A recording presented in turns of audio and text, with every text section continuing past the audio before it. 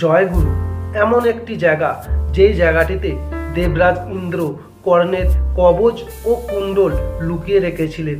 যে জায়গাটার বিষয়ে জানলে আপনি অবাক হয়ে যাবেন, কারণ এই জায়গার বিষয়ে আজ পর্যন্ত কেউ এই কলিযুগে জানতে পারেননি। আর এই জায়গাটাতেই রাখা আছে সূর্যপুত্র দানবীর কর্ণের অভেদ্য কবচ ও কুণ্ডল। এই ধরনের পৌরাণিক ও আধ্যাত্মিকমূলক ভিডিও দেখতে আমাদের এই চ্যানেলটিকে সাবস্ক্রাইব করুন ও পাশে থাকা বেল আইকনে নোটিফিকেশন অল করুন। আসুন এবার মূল ভিডিওয় আসা যাক।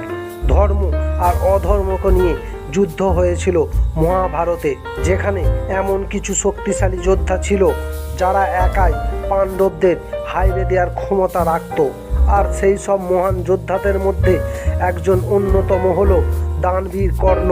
কিন্তু শ্রীকৃষ্ণের লীলার কারণে এই যুদ্ধকে পাণ্ডবদের হারতে দেননি।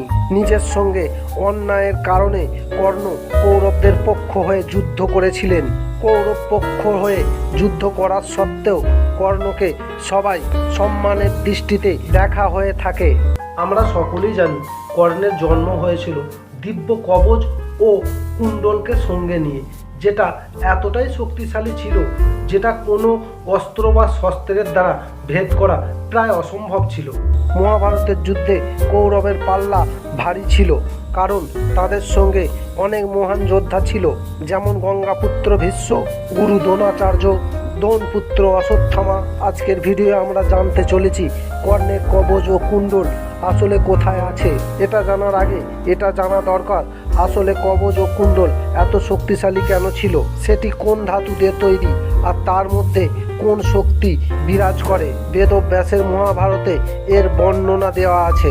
আদি পর্বের 112 অধ্যায়ের একটি কথা আছে, যাতে কর্ণের কবচ ও কুণ্ডলের সঙ্গে জন্মগ্রহণ করার নির্দিষ্ট কারণটি উল্লেখ রয়েছে। আসলে এই কবচ ও কুণ্ডলটি অমৃত দ্বারা নির্মিত। বলা হয়ে থাকে এটি এতটাই শক্তিশালী ছিল যেটা ভগবান শ্রীকৃষ্ণের সুদর্শন চক্র ও ভগবান শিবের ত্রিশূলের দ্বারাও এটা ভেদ করা প্রায় অসম্ভব ছিল। উদাহরণ হিসাবে এটা বলা যায়, যখন অমৃত প্রাপ্ত হয়েছিল তখন রাহু সেই অমৃতটা পান করে নিয়েছিলেন। তারপরে ভগবান বিষ্ণু তার সুদর্শন চক্র দিয়ে তার সমস্ত অঙ্গ কেটে দিয়েছিলেন। এই অবস্থাতেও রাহু মৃত্যুবরণ করেনি। তাহলে বুঝতে পারছেন এই অমৃত দ্বারাই সূর্যপুত্র কর্ণের কবচ ও কুণ্ডলটি তৈরি করা হয়েছিল। এর সঙ্গে বেদব্যাসের মহাভারতে কবচ ও কুণ্ডলের সঙ্গে জন্মগ্রহণকারী কর্ণকে একজন যুবক যোদ্ধা হিসাবে বলা হয়েছে। এর পিছনেও একটি বিজ্ঞানসম্মত কারণ রয়েছে। কুণ্ডল কর্ণকে এমন একটি ঊর্জা প্রদান করে যার জন্যে কর্ণ সর্বদা একজন যুবকের মতো জোশে ভরা থাকে, তেজ গতি এবং সর্বদা চৌকস থাকত। আবার তার কবচ ছিল অভেদ্য, যেটাকে কেউ ভেদ করতে পারতো না। আপনি যদি বেদব্যাসের মহাভারত পড়েন তাহলে সেখানে অনেকবার কর্ণকে যুবা যোদ্ধা বলে বর্ণনা করা হয়েছে।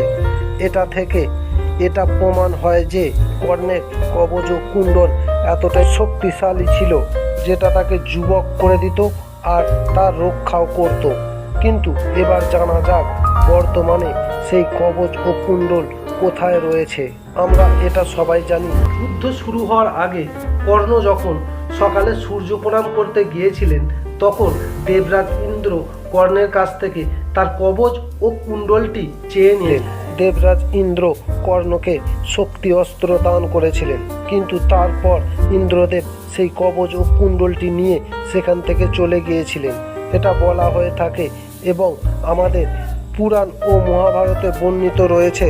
ইন্দ্রদেব যখন তার রথে করে কবচ ও কুণ্ডল নিয়ে স্বর্গের দিকে প্রস্থান করেছিলেন, তখন একটি আকাশবাণী হয়, যাতে বলে, হে ইন্দ্রদেব, আপনি খুব বড় একটি পাপ কার্য করেছেন। আপনার কাছে যতক্ষণ এই কবচ ও কুণ্ডলটি রয়েছে ততক্ষণ আপনি স্বর্গে প্রবেশ করতে পারবেন না।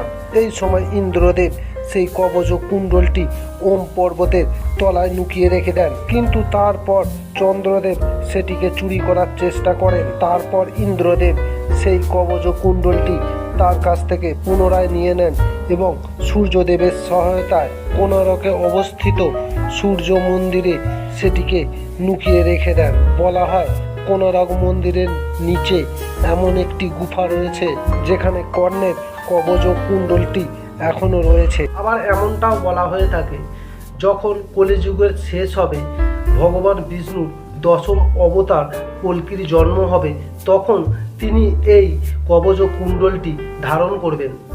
ভিডিওটি কেমন লাগলো কমেন্ট করে লিখে অবশ্যই জানাবেন। যদি ভালো লেগে থাকে একটি লাইক দেবেন। যারা এখনও এই চ্যানেলটিকে সাবস্ক্রাইব করেননি সাবস্ক্রাইব করে পাশে থাকা বেল আইকনে ক্লিক করবেন। জয় গুরু, নমস্কার, ধন্যবাদ।